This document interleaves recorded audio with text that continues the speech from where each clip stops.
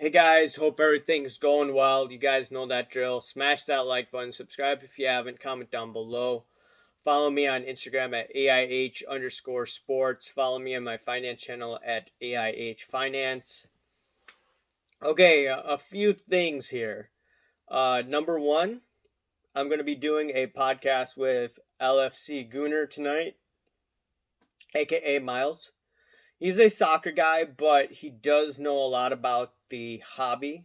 He's very experienced, very knowledgeable, very reasonable, and I wanted to hear what he has to say. And I always am open to listening to people that may not agree with me 100%, and that's the point of the podcast. Okay, so here's where negativity, in my opinion, could turn into something that's positive. I've been accused all this time, you're negative this, negative this, negative that, negative this. Well, here are a few examples of where negativity actually benefits the community, or you could say sports card hobby. And we'll start with this.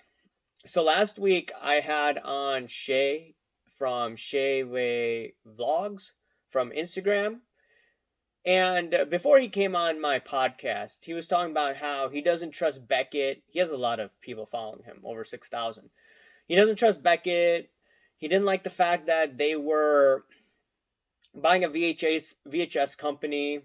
And he had a long conversation about it and his stories. Not long, but he just went on a rant that he didn't like where they're going. And he came later on my live stream. We had an interesting discussion. And one of the things that he said, him being a high net worth investor, speculator, collector, he said that he doesn't trust cards in a Beckett slab. Okay. And the reason is he doesn't know if, suppose Beckett grades a fake slab, then he doesn't know what happens. Is he going to get reimbursed, et cetera, et cetera, et cetera? So that's why he's like with PSA, they reimburse and bada bing, bada boom, right? If they grade a card that's fake, PSA will take ownership on it, right? So that's why he trusts PSA. That's why his buddies buy PSA cards, the high net worth guys that he knows. Because he's heard stories of, they've bought fake slabs and nothing's happened. That was his story, right? So what was quite interesting was that now Beckett just announced that, hey, we've been hearing some stories that, hey, that we're not taking care of customers where there's a problem. So basically meaning that a card is graded, but it's actually fake. So they said that in that rare situation, they will take care of the customer. Now it hasn't been communicated. Okay? Hasn't been communicated. So they said that they need to improve on that aspect.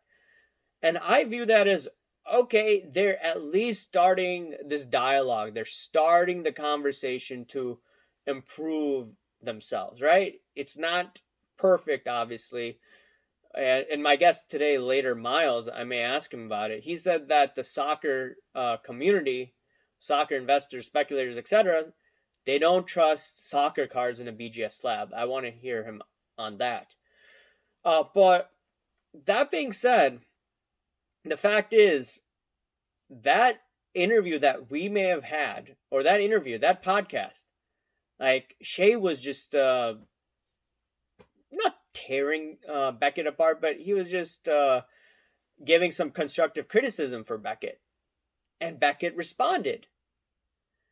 And it just seems quite strange that they responded within a week of my podcast. And also, he had some stories as well. So it may have not been my podcast, but it could have been his stories. But I'm pretty sure they did watch Shay because he did constructively criticize them. That type of negativity, that kind of constructive criticism is beneficial, right? People say, oh, you can't talk bad about this and that. No, it helps improve the sports card hobby. I'll give you another example. Sports Card Radio did a video this past week where it appeared that there may have been some fake Austin Meadow autographs, and I think there's another player as well. Someone could put it down below. And that video got, over 4,000 views. I don't know where it is right now. And within the next day or two, Topps came out with a response saying that we're going to take care of this situation, right? Regardless of whether you like Sports Card Radio or not, regardless of whether you like me or not, or channels that the mainstream doesn't like, if you put pressure on these companies, right, with social media, positive outcomes will happen, in my opinion. Not all the time, but at least this information could get out to the people in those corporations. And you don't have to be a big channel to discuss all of this. The other interesting part was, this was about, 2 months ago, right? People were coming after me left and right. And I was saying, like, hey, look, Gary Vee may have stolen characters from Karen Ritchie's book, right? And also there was, I think, P. Ryan Collection on Instagram. He was talking about this. I was talking about it on my YouTube channel. And before South Park Cards, but people, were going after him. People ignored that. At that point, I was talking about the PMG pump, right? And that hype. And when that died down a little bit, I was talking about, okay, these characters, Gary Vee and all that stuff. I should have talked about it a month ago, but I didn't. But here it is, right? And Darren Rovell wrote a story on this. I don't know, once again, if it was my video or is P. Ryan's Instagram stories and other people's stories as well. But all of that, if you put pressure, if you have constructive criticism, what someone may regard as negative actually could turn out to be a positive. And Gary Vee ended up responding to be like, just a mere coincidence. It's alliteration, right? So that was his reasoning. Whether he's lying or not, there was an answer to that. And I think it makes people think about misbehaving, right? If you want to engage in that hanky-panky, you're going to get called out now, especially in a market that is not as hot as 2020. A lot of people are going to try to take advantage of others, in my opinion, to try to make the quick buck. With this pumping going on, I believe that there's this another push for Star Wars pump and dump going on. But, what happened a month and a half ago, people are coming after me left and right. But you see influencers that may be getting kickbacks, in my opinion. But we shall see. But regardless,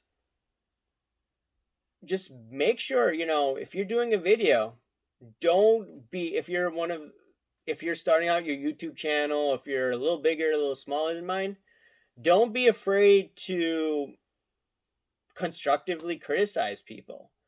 Don't be afraid to be labeled as negative, because that could actually be very beneficial for the hobby in the long run.